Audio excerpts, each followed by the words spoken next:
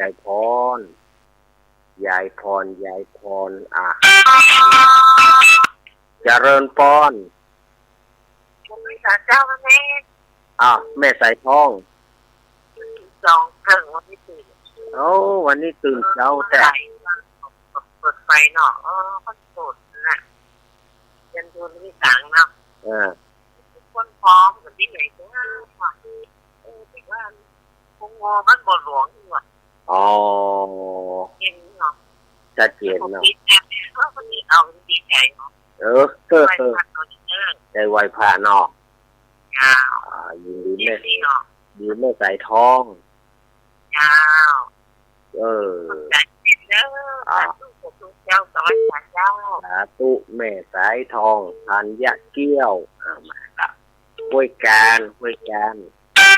เจริญพรเจ้ากับไปจ่านั่นเองก็มาเพลงทำไมก็มาเพลงเข้าแล้วกันรับเชิญเด้อแม่สุดเที่ยวสอนสีมือสอนสีนะพรนะเจ้านี่จ้ะวางใจเล่นเล่นเด้อได้ไว้ครับฟังคำเคยเล่นได้โปรดเคยเล่นจะมาจัดเจ้าแต่เล่นนั่งวายนี่นอนมาได้ถ้านอนมาจะหลับนอนจะรับเนาะเรานั่งวายเคยเล่นนี่นะยินดีแม่สุเที่ยวเนอะตั้งใจเล่นเล่นเด้อ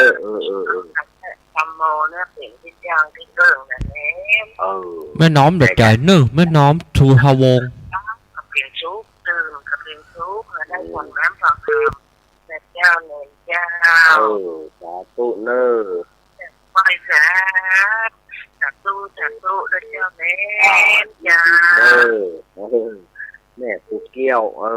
ได้มาแล้วเนาะแม่สุเกี้ยวเขานี่มาละเจริญพรแม่เพน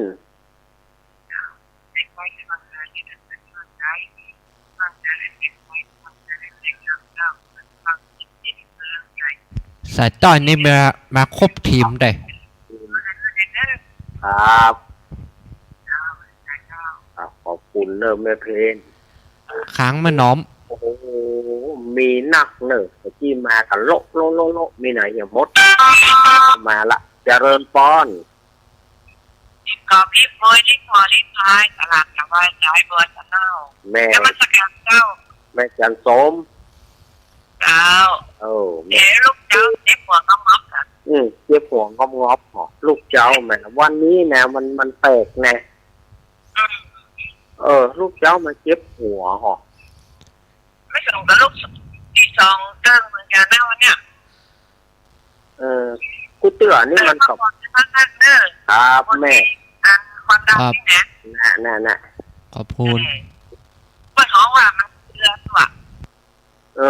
มันถึงยุ่งแต่เจ้าซื้อบอกให้ดีก่อนถ้าพอจะนั่งเจ้าเนี่ยรับ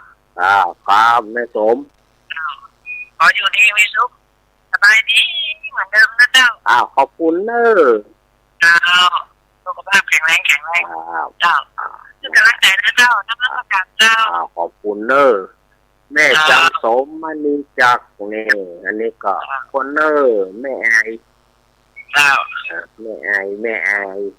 แล้วก็แม่นิ่วอีกฮะแม่นิ่วอีกที่อยู่ไหนตั้งแม่ไอเหมือนกันนะที่จังโทรหาตู้ลุงยองแม่นิ่วอีกนี่ก็เหมือนรู้ว่าอยู่แม่ไอฮะป้อนนานป้อนที่อยู่ตรงกระปูนป้อนนานป้อนฟังกันอยู่ก็พ่อบุญตานฟังกันอยู่ก็ศรัทธาญาติโยมสาธุชนทั้งหลายฟังกันอยู่ก็แม่เนอ0837611775โอ้หลายท่านหลายคนแน่ที่เปิดวิทยุที่ฟังตะกี้โทรกันเข้ามาโลตะกี้อาตมาฮับบตอนแม่น้อมมาเนอไปจะโทรเข้ามา0836611775เนอโทรเข้ามามาจากตอนแม่น้อมสุภาวงศ์นี่เปิดตึ๊กเติงหาลูกสาวหลานคนนี้ละกะ โทรมาเนอโทรมาเนอโทรมาเนอเนาะที่เวลามันก่อนที่เวลามันจะหมดลงนะเวลาช่วงนี้มันแบบเหมือนกำเดียวมันก็หมดละสถายญาติโยมเนาะก็เดียวก็หลวงพ่อท่านพระครูธรรมนาถเพิ่นก็จะมามาจากต่อจากอาตมานี่นะวันเวลามันก็แป๊บเดียวเนาะเอากันไปกันมามันใจเมินนะกำเดียวมันก็แหกกำเดียวมันก็จะหมดเวลาแต่ก่อนนี่เขาขอให้ต้นจัดรายการเนาะเจริญปอนติดแล้วเนอะติดแล้วเอาติดแล้วนะอู้แหละต้องลงยองของปักเลยเจริญปอนครับนมัสการครับหลวงตาตกไหมไม่มีหลวงตาโอ้ยังตอนเช้านี่ครับกี่โมงแล้วออกกี่โมงเนี่ย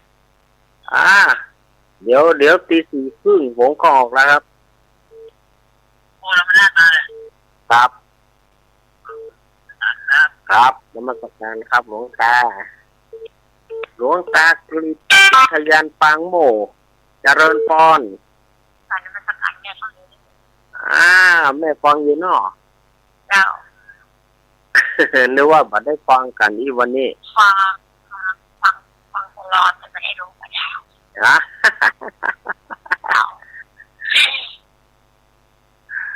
ฟังตลอดเนาะจะไม่ได้รู้มาได้มันจะโทรมาสั่นเปิดวันนี้โทรแล้วมันติดเลย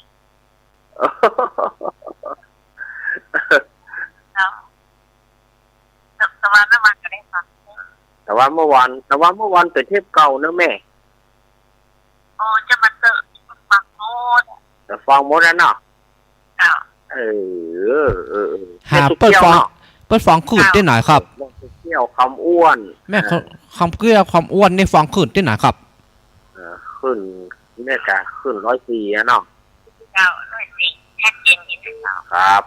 ยินดีแม่สุเกี้ยวเนอะแม่สุเกี้ยวคำอ้วนอันนี้ก็คนเนอะอย่างก็สีโพธารามสระปีเจริญปอนแม่สีทอนแล้วว่าได้แม่สีทอนแม่สีทอนดับไปแล้วครับแม่สีทอน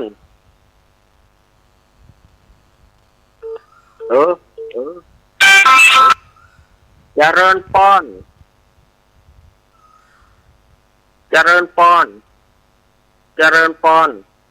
เอา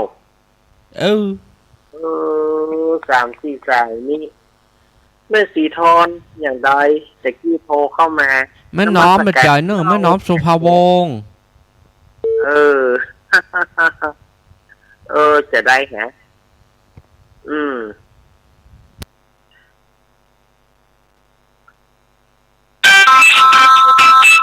เจริญปอนไหว้พระเจ้าจากจะได้แม่ไม่จันนวลเจ้าฟังอยู่เนาะแม่จันนวลที่ไหนครับคนฟังอยู่เนาะแม่จันนวลวันนี้ปอไปแก่ก็วันเนี้ยถ้าจะมากฝ่ายพวกนี้จะออกมาแล้วเป็นกำลังใจแม่จันนวลเนอะแม่จันนวลอยู่บ้านไหนยังครับแม่จันนวลกันทมูลแหนบ้านเวียงหนองล่องดีแม่จันนวลเนอะแล้วก็ฝากความกึศตึงไปหาพวกครูสว่างเนอะ ท่านอดีตหัวหน้าสถานีวิทยุดีนาวเรดิโอจะได้กับท่านหัวหน้าอยู่ดีมีสุขเนอะท่านหัวหน้าเนอะขอคือกิจการร้านค้าก็ขอคือเจริญรุ่งเรืองเนอะพ่อครู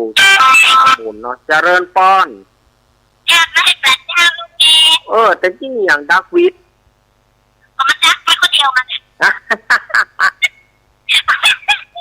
ก็ว่าแม่สีทอนนี่อย่างแก่เป็นอย่างแก่เนาะก็ดักไปคนเดียวนี่ท่านน่ะเจ้าฟังอยู่เจ้าฟังอยู่เนาะเจ้าจะเล่นไก่เนี่ยลูกเอ๊ะครับชัดเจนดีเนอครับเจ้าว่าเจ้ายินดีเนอแม่สีทอนอีจ้ะเขาก็การใจมาดีเขาก็ว่าเปิ่นยิ่งอย่างขอถูมาเถอะหลอดปลอดภัยก็จะการหันเปิ่นดักวิดนี่เนาะเขาก็การใจมาดีว่าแม่สีทอนนี่อย่างใจเนาะถูมาเถอะอยู่ดีว่างนี้สัญญาณโทรศัพท์เฮามาตึงอันนะครับอยู่ดีมีสุขเนาะมาเกี่ยวกับสัญญาณครับอาตมาจะฝากไว้นะถ้าฝ่ายฟังรายการธรรมะบรรยายจากหรือว่าธรรมนิยายของอาจารย์ธรรมนุอ้นประเสริฐถ้าฝ่ายฟังอาจารย์ธรรมนุเพื่อจะบอกว่าก่อนจะรับจะนอนภาวนาไปพุทธรักษาธรรมรักษาสังฆรักษาถ้าไปฟังรายการของอาจารย์ธรรมนุบ่าย2 โมงที่สถานีเสียงธรรม4 จอมทองนะเพื่อจะบอกไว้ว่าก่อนจะนอนเนี่ยปรับพุทธรักษาธรรมรักษาสังฆรักษาเพื่อเป็นประจ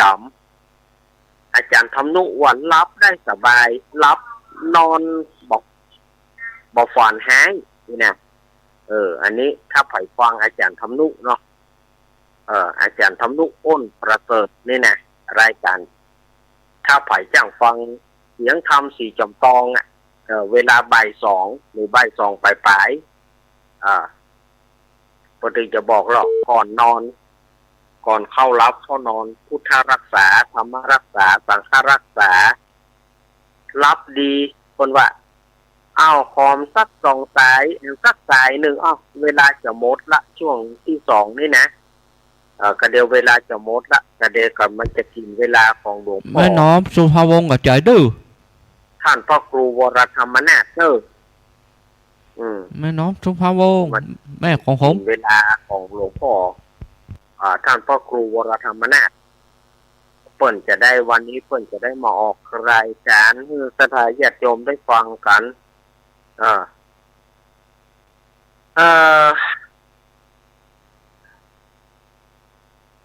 แม่สุกเกี้ยววันนี้มาครบถึง2แม่สุกเกี้ยวเนอะแม่สุกเกี้ยว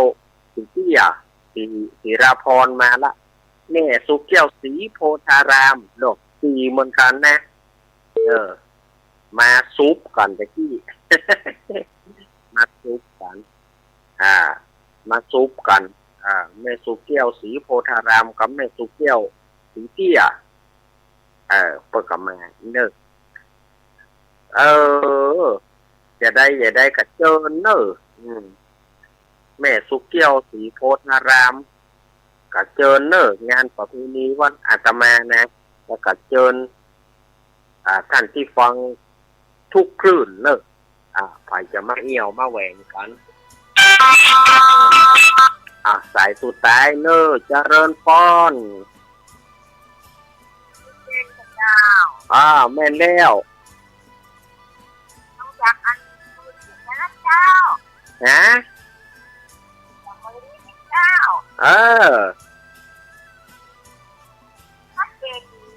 ชัดเจนดีม่วนฟังธรรมม่วนฟังธรรมธรรมะบรรยายเนาะ แม่ฟังจากไหน ฟังมาทอดจากกินนะจ๊ะ อ๋อแม่อยู่ที่ไหนครับ อยู่มาลี แม่อำเภอลีแหละ บ้านคุณจะนั่งหัวโตมันยกหูแม่ เออย กหูเตะ อ๋อแล้วแม่ฟังจากบรรพสถิตเนาะอ๋อครับชัด ต้อยลำฟังที่งาน มันใกล้ลำปางเนาะ